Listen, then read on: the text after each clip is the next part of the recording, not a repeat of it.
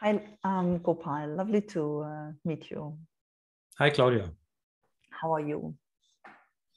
Well, a little bit too much work, but nevertheless, it's great. Okay. Yes, I'm here in New Jersey and in America, and we started with the honest sharing. So we're having regular group sessions. We have local sessions here in Upper Saddle River, that's in north of New Jersey, and we're having a weekly Zoom calls. So that's the Zoom meetings. I wanted to ask you about the honest sharing. So I have some questions from participants. The first question was that while you're sharing and you want to have a break and you don't feel like sharing something and there is that break, what should you do, or how long can a break be? Well, it's not about a break. It's about sharing everything that's there. And if there's the impulse and the idea that I need a break while I am in that time slot for my sharing, then this is again only something that I can share. For example, I feel stress in the body, and in my mind there's the idea that I need a break. No, I had those moments as well where I had a negative sensation towards a break, so pause while I was sharing, and I felt uncomfortable. But this is different. This is a positive feeling of feeling connected with the other person and not needing to say anything, just having the eye contact and having connection. Yeah, there we have to be careful, because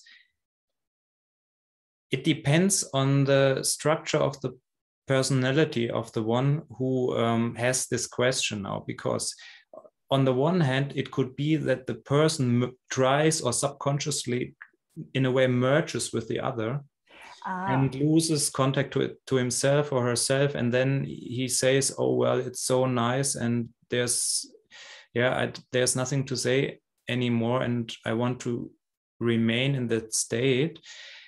This is one possibility, and this is what I call the merging type. And if this is the case, it is very important to remain within ourselves. So the merging type always has the tendency to forget himself completely and merges with the other.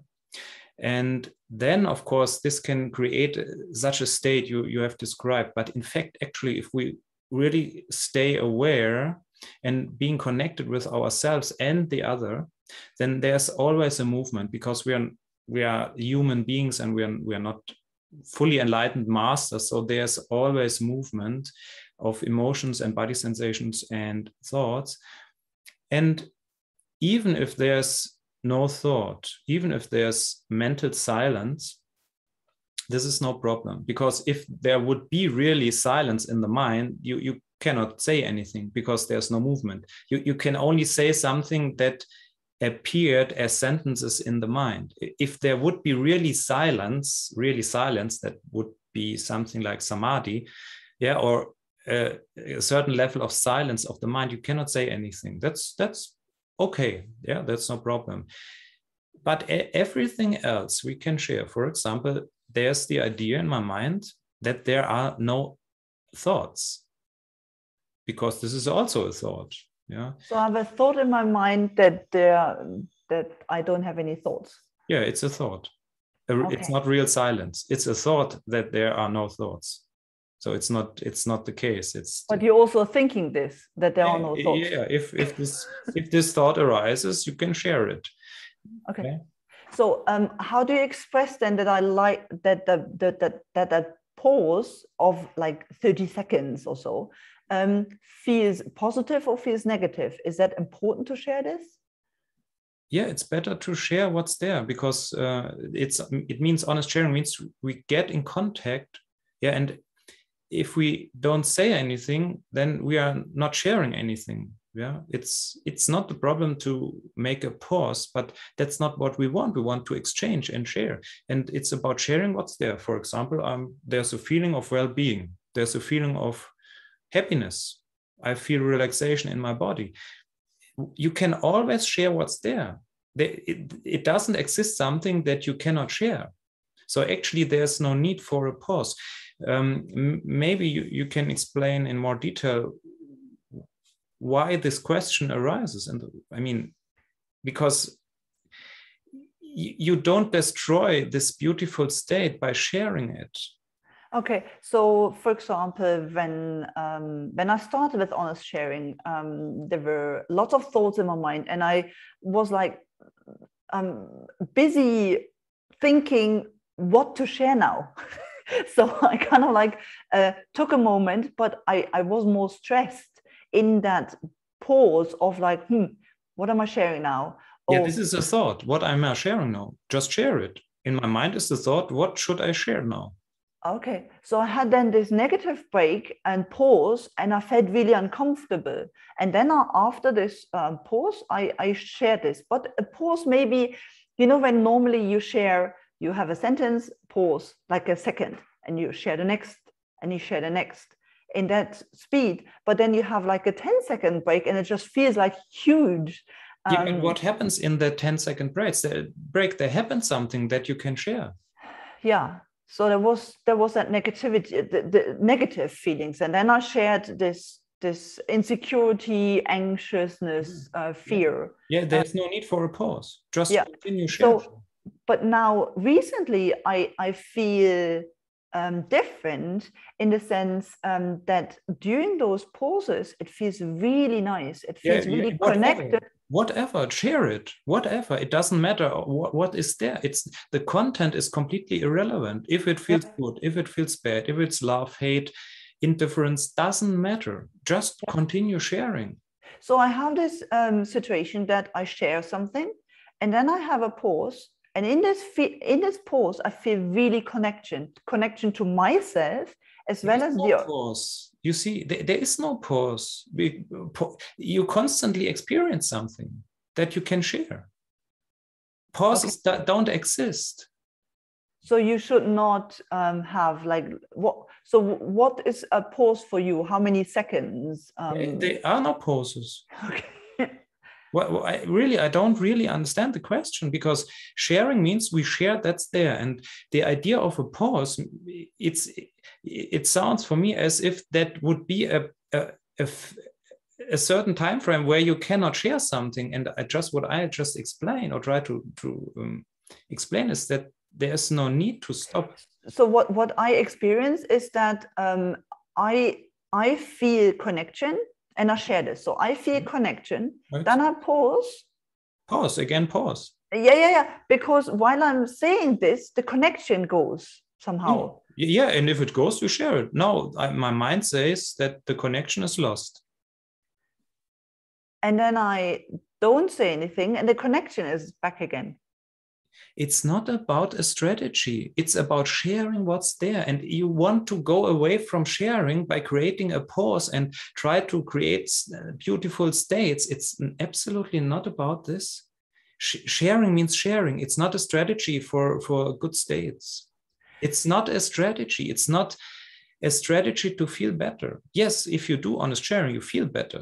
But if you use it as a strategy, you run away from the contact.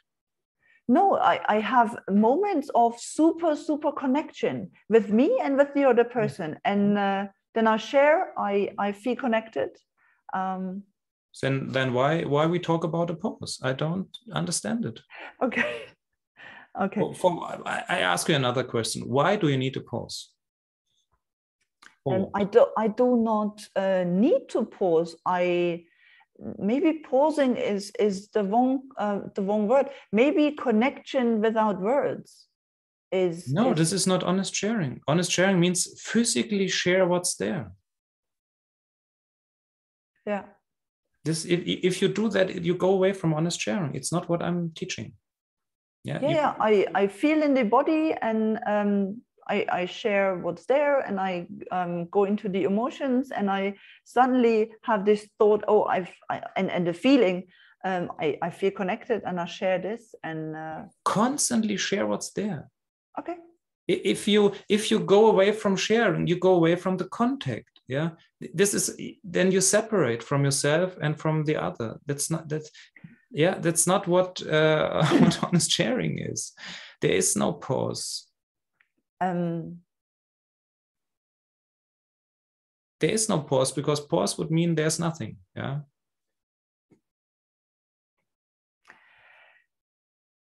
Okay. Let's focus on the next question. So, what can you advise people who lead the groups if a person is upset, if somebody who's sharing is beyond upset and in distress, and it's in a Zoom call? Yeah, we have to distinguish that honest sharing is not therapy, and honest sharing in a group needs a certain stability of the personality. Okay. And of course, sometimes people come who are not stable enough. And not stable enough means that they get into states where they completely lose their grown-up consciousness. Mm-hmm. And I mean, if this happens once, that's not the problem. But if you see that it is a pattern, then you really have to ask this person to search for a therapist. And then if this one has more stability, then he or she can come back. Yeah, but you're the leader of the group. You have one person there, and who suddenly turns completely distressed because you're not there. You can't help him. You can't check that he's okay. You are not responsible. You are not a therapist. You are not responsible. Everyone takes part on his own responsibility. It's not therapy. It's a group of self-help. So whatever happens, it's not in your responsibility. Yeah, this is different from a therapeutic setting, because there the therapist has the responsibility. Yes, but you're somewhat responsible because you're leading the group. So, you know, like you're not responsible for the for the stability of the participants. You're responsible for the setting. Yeah, and if someone is so disturbing that the setting becomes unstable, yeah, then you have to remove that one. Of course, we have to say sorry, but you cannot take part in this group if you create so much turmoil here. For example, we need some stability here, so please go first and look for a therapy. So you really you really switch them off the Zoom call? You can, of course, you have to, because otherwise the whole group is lost. Yeah. I mean, you can tell them, please stop that now. Otherwise, I have to.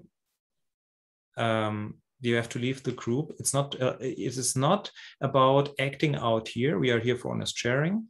If you get angry and you cannot control that, then you are here. You are not welcome here. This is not possible here. I haven't had anger. I had fear and insecurity and you know, this kind of like negative. In the worst case, he has to call the ambulance. You are not responsible for these people. Yeah, if they get in strong fear, then you just recommend them to leave the group. Yeah, this will help, because if they log out, yeah, then they create distance to the setting, and this will in most of the cases immediately reduce this activation. Okay, that helps, because you just, you know, leading a group, you feel somewhat responsible, because you know, leading the group is just like what it is. And also just to add that, it is important that if you, I mean, this is a legal issue that is different in any in all the countries, but what is absolutely necessary is that every participant knows that you are not a therapist and not a doctor. Yeah, you have to say that in when you start a group and there's someone who is there for the first time, you have to say that, and it's really important. So what I normally do is before I let somebody new join a group, I meet them one-to-one just to see their level of honest sharing and where they are emotionally and what's going on, and then search the appropriate group for them. Yeah, that's great. Obviously time-wise, but also, you know, from the level. Yeah. So last question comes from a participant. So what can they do if they love honest sharing and they have this intimate relationship and it just doesn't work? they try honest sharing, but because they can't explain it yet, or the partner resists, what can you offer them? A partnership means that both want to deepen the exchange. And if one partner doesn't want that or refuses that, then it is not a partnership at all. It's putting two physical bodies into one apartment, but it's not a partnership. And there's no, you can offer that, you can ask them, really ask, do you want to deepen our relationship? Do you want that we exchange our emotions, that we share more, that we heal together? Do you really want that to do with me? Yeah, it's good to ask that, because otherwise we don't know. So and then you see very soon if the partner really wants that too. And if not, there's no point. I mean, it's really, I advise people to really separate, because it's not a partnership at all. And if there's the willingness to do that, maybe the partner says, yes, actually, I understand that it would be a good idea, but I don't understand this. Yeah. Then you can share together on this group, or you can participate in my workshops. Also, I have workshops for couples. Yeah, but actually the description is enough for couples to do that on their own. So, so I really, it happens from time to time that I really advise such a person to separate, because otherwise the one is in a revival of the childhood, because that means he or she doesn't get the contact. And there are millions of people available who are ready for deep relationships. Could you think of a way to have them doing their honest sharing first separate? Because, you know, facing each other may be too disturbing. Yes, it's a possibility. Oh, absolutely. Yeah. This is an idea. Can be other. Usually a partnership is the safest place. So most will start, but at the same time, of course, it triggers the most. So this can be a good idea. Yeah, absolutely. Yeah. So people normally start with honest sharing with problems, right? So if you have a perfect relationship, then you probably kind of do already honest sharing in some other form. Yeah, so I find it difficult because the partners of those ones in my groups, they have no idea and they just feel overwhelmed by the language already. When you say, like, you know, when you talk to your partner the first time and you say something like, oh, would you like to heal with me together? They just look at you like a host to say, like, what? What do you want? What? I didn't understand. What? So if you do your honest sharing and you are in a regular group and you are that for example that female in that merging type, and you understand finally what's going on and why you're doing this, and then you suddenly have the strength to go to your partner and say, like, oh yeah, would you like to heal with me together? I didn't understand. To heal. Okay. To heal. Okay. Mm-hmm. And the partner is completely overwhelmed and doesn't understand, and you know, can't, you know, doesn't have the knowledge you have by now. Of course, you can start with, for example, do you want to? I already said it. Do you want to exchange the emotions? Are you interested in deepening our relationships? Yeah, and then I have learned a nice technique. Do you want to try that? It helps us to get more in contact and so on. Yeah, just give some context and explanation. So if they don't want to, then you kind of need to. If this partner doesn't want it, it means there is no connection at all. So the one doesn't lose anything because there's nothing there. I mean, if I'm absolutely not interested in what's going on inside of my partner, then what is that? This is nothing. Yeah, not even a friendship. So then it's absolutely clear to say goodbye. Yeah. This is very hard. Yeah, but it's leaving the childhood scenario, and most people live in that childhood patterns of destructive relationships. And if you start with honest sharing, you immediately or very fast experience the reality of the partnership. That means the capacity for real contact. And this may be also like a waking up and also a shock, because then you see, wow, my partner is absolutely, he has no interest in that, in me, in being in connection. Yeah. Yeah. So here's the term gaslighting and narcissistic traits and stuff like that. So that's big in America. So it's in, like, you find it in the social media, you find it everywhere now. So this is not a relationship, basically. Yeah, but we have to be careful. It's always the narcissism that seems to be the evil or the destructive part, but that is not, this is just 50%. It's always balanced in a relationship. Yeah. And nobody talks about the dependent personality disorder, because this is the other pole. So it's not only the two structures that you have described. So we have always at exactly 50% on the other side. So it's both who create the destructive patterns. Can you talk about the narcissistic one? What's behind? Why is he narcissistic? Because it's very insecure people, right? Absolutely irrelevant. The mind always wants to try to understand something instead of getting in contact. If you honestly share with a narcissism, with a narcissistic personality, then also this one has to change. And yeah, it's about honestly sharing. And of course, if it is in such a degree that it's dangerous, even, I mean, there is a pathological end, yeah, then of course you have to call the police or leave immediately. But we are talking about destructive patterns, yeah, which are not so far on the end of the yeah. So, and it is not relevant what's there. We don't have to understand that.